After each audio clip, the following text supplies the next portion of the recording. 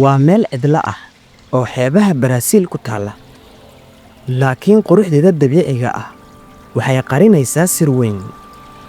Mid ka mid ah meelaha ugu khatarsan meerahan. Ku soo dhowaada Ilada Quemada Grande, taas oo dunidu u taqaano Jasiiradda Masaska.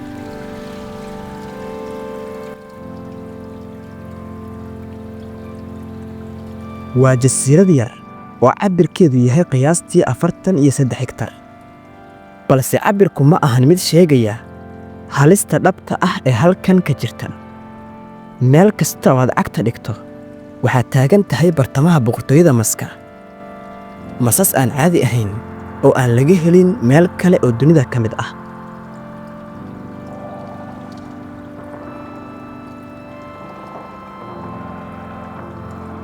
Masaskan waxaa loo yaqaanaa Golden Lancehead Viper ama Pathrobis insularis.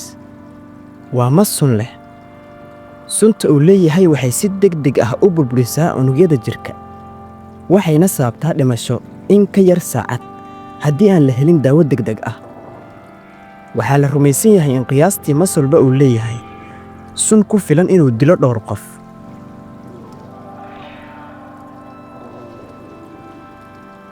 Dowladda Baraasiil waxay si rasmi ah u mamnuucday in qof caadi ah cagaha dhigo jasiiraddan.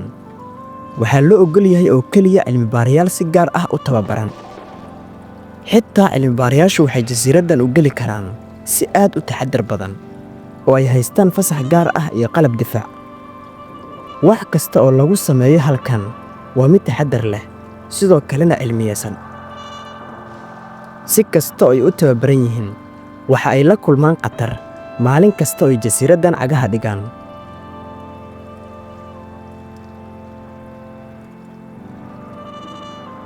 Markii jasiiraddan laga jaray dhulkii weynaa ee Baraasiil kumanaan sano ka hor, masaskii halkan ku jiray waxay la qabsadeen deegaankooda.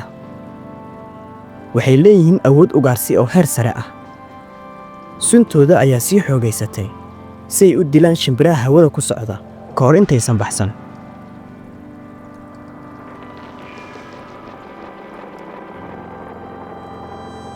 Golden Lancehead waxa uu helaa cunto xadidan, mana u dulqaato qalad.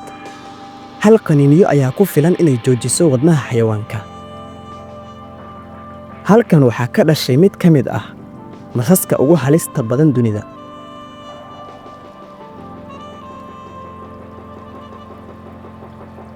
Laakiin halistaas darteed, deegaanka halkan waxa uu weli ahaanayaa mid aan la taaban, mana jiro bini'aadam deggan.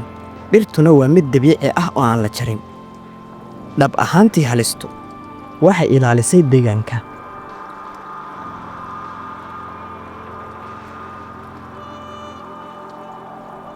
Saynisyahanadu waxay rumaysan yihiin in cilmiga laga helayo jasiiraddan uu badbaadin karo nolosha dad badan. Sunta masaskan haddii si sax ah loo baaro, waxay noqon kartaa furaha daawooyin cusub.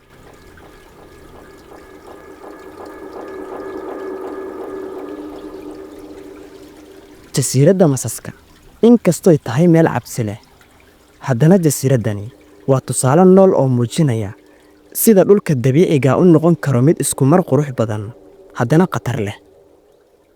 Waa mid ina tusaysa inuusan adduunku ahayn keliya meel uu bini'aadamku maamulo, balse sidoo kale ay jiraan dhulal xayawaanku weli boqortooyo ka yihiin. Boqortooyo dahabi ah, balse sunteedu lama ilaawaan tahay.